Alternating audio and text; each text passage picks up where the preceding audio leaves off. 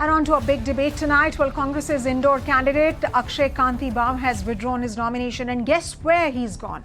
To the BJP. The extraordinary development comes just days after Congress's Surat candidate Nilesh Kumbhani's nomination papers were rejected, handing BJP's Mukesh Dalal an uncontested victory. And this even as the country has just voted for the second phase of polls and many more phases are still remaining. Congress suspended its Surat candidate from the party and has now vowed to challenge the result in court. But why is the Congress party giving tickets to people with such fickle loyalty? Or is there more than meets the eye? To discuss this further, I'm now joined by Lokesh Jindal, political analyst. We'll also be joined by Karan Verma, author and political analyst. Let me ask you, Lokesh, what is really happening? I mean, does the Congress have any screening process for candidates? Why are Aya Rams and Gaya Rams really getting tickets in the Congress party? There have been many defections earlier as well. Well, previously, there used to be defections of a different sort, but BJP has come in with a different form of unethical, I would say, practice altogether. And what I think over here is Election Commission needs to come out with a law barring such candidates who get defected in this particular manner, not just after the polls, but even prior to the polls. What we are witnessing today is an attempt so as to establish a single party rule in the country, something that has been warned against, that has been prophesied before, and something that is not beneficial for our democracy altogether. What happened in Chandigarh last year and what happened in Surat, what is happening now in Indore, are basically showing how over a period of time democratic institutions are being compromised. And it's a wrong precedent, I would say. It is something to worry about. And it is time that the courts and the commission, they step in, come out with a law, guidelines, so as to restrict this form of manipulation and malpractice in our electoral system. Yes. All right. Thanks, Lokesh, for your initial comments. Let me bring in Karan. Karan, so Lokesh really saying that there should be a law that looks at barring such candidates. Very importantly, he also points out to the fact that democratic institutions are being compromised. What's this incredibly irresistible pull of this new BJP? Well, you see, I was most surprised when the Congress candidate from Surat, would you believe it? The three electors, the three proposers for them were his brother-in-law, his business partner, and his nephew. And all three of them have given an affidavit that these are not our genuine signatures. So three proposers, and they only give an affidavit and say that these are not our genuine signatures. And then the other candidate that has come in as a substitute, he also is not able to get one elector with a genuine signature. So the fault actually lies within the Congress party. They lack that ideological glue today, unfortunately. And I'm all for a two-party, a dual polity and multiple party democracy, because I also don't want a one-party system here. I agree with Lokesh on that. But who is to be blamed for that? The Congress just can't keep its flock together. They really need to do some serious introspection as to what has gone wrong. That people who are not even able to get the support of their brother-in-law, their nephew and their business partner, they are given tickets. Where is that screening process, as you asked, Lokesh? To what abysmal depths has Congress today plummeted to? This is a serious question. You know, there is this saying कि ताउम्र यही गलती करता रहा, धूल चेहरे पे थी, आईना साफ करता रहा. The fault lies with you. You need to have a good hard look at the mirror. Why today you are reduced to this? This is the party that tried for a one-party system. Karan, I had to ask, is this what you're referring to? Yeah. Karan, what you're referring to is a separate problem that, of course, the Congress needs to look within. But when the Prime Minister himself speaks about protecting the democratic institutions, about, our country being the mother of democracy, and then these cases happen, then obviously, then the BJP also needs to somewhere reflect on what's really happening in at least these two geographies, these two places, Surat and Indore. You see, I'm all for the fact that candidates shouldn't get selected unopposed. I'm all for election happening. But what does one do if the party, the other party has put in a candidate where he's not even able to get a proposal signature which is genuine? It's a forged one.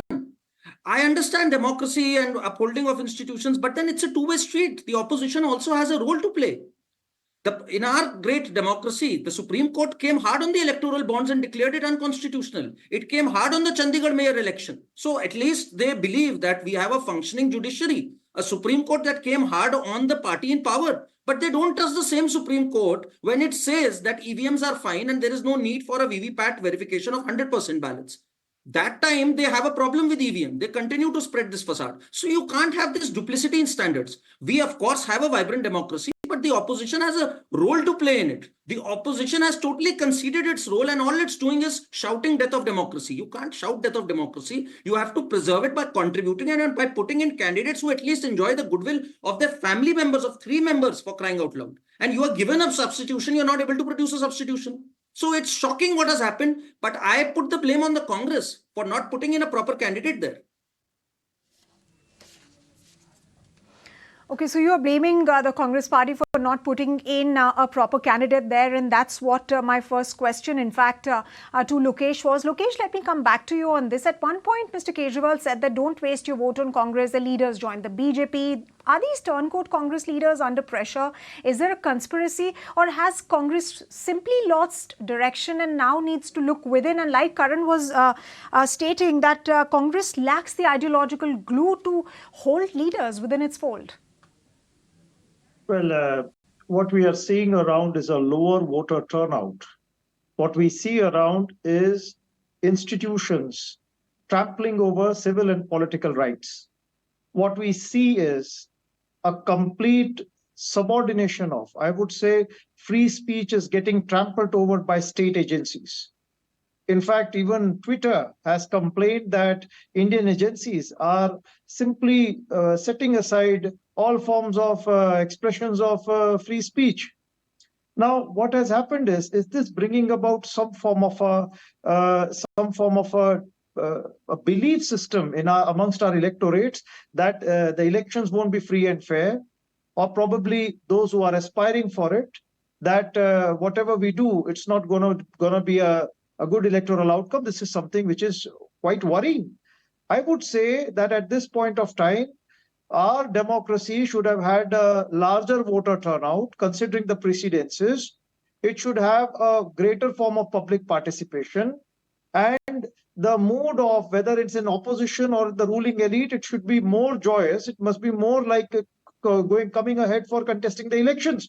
But what has happened, sir, is the past precedences in the form of Chandigarh, in the form of the way you have resorted to ED and IT raids, the way you have brought in leaders from opposition party, given them posts and other forms of perks, and the way you have tried hard all forms of institutions, taking away electoral symbols, decimating political parties, playing on the ideologies, you have made a mockery out of democracy.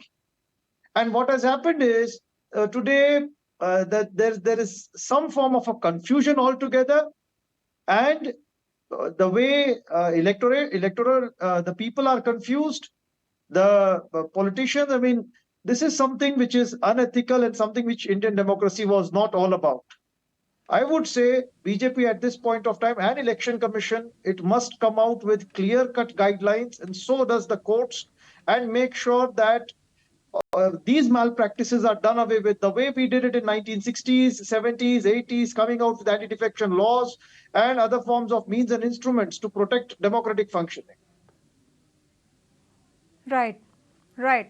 So, Lokesh, you're saying that it's basically low voter turnout might not be advantage BJP, and the fact that you're saying that it's compromising institutions as well. One final word from both of you. Has BJP beaten Congress both ideologically and in real politics? We'll take the final comments before we wrap this discussion. Lokesh, first to you and then to Karan. Well, ideologically, I am yet uncertain what BJP is standing for. I mean, I don't understand. The moment somebody leaves the Congress, he's given all high positions in the BJP. Why is the BJP not so much confident about its own cadre and workers? And why does it need congressmen? And in its pursuit for Congress Mukt Bharat. BJP has turned into Congress Yukt BJP. And so the party is not very clear about its ideology, development agenda, and whatever it talks about is rhetoric without any, I would say, certain facts and basis to it. When it talks about Amrit Kal, it has to consider Indians along with India. So there are a lot of questions that need to be answered. Karan. Where the BJP is lacking. And moreover, I would say that distorting of facts, Right. suppression of voices, and information is not the way forward for BJP. It loses its credibility. Can I answer? One final word from Karan before we move into a break. So, Sumita, it's very rich from our friend to talk about democracy when the TMC, which is in West Bengal, 20,000 seats go uncontested, 45 die in panchayat elections, and the Congress goes on to form an alliance with them. So that is what they're doing to uphold democracy. Talking about various agencies, it's the Supreme Court. They trust the Supreme Court when it sets aside the Chandigarh mayor election. But the Supreme Court upheld the power of the ED. Every single case, whether it's the Delhi CM or Manish Sisodia, everyone, it's the courts which have come hard on them. So the fact is, you can try to create this narrative where everything is failing. The truth is your party, as in the Congress, is failing apart. They have failed to promote candidates. They need to look within. And as far as the lower voter turnout is concerned, it's also because the opposition has failed to engage in a contest. There is no contest. People don't see a competition. There is a sense of complacency with the voter where they know what Karan, the outcome is going to be. There could be multiple reasons for the low voter turnout. There could be multiple theories as far as the low voter turnout is concerned. I'm sorry, we'll have to close this discussion right here in the interest of time. Thank you very much, gentlemen, for joining us this evening and sharing your perspectives on this story.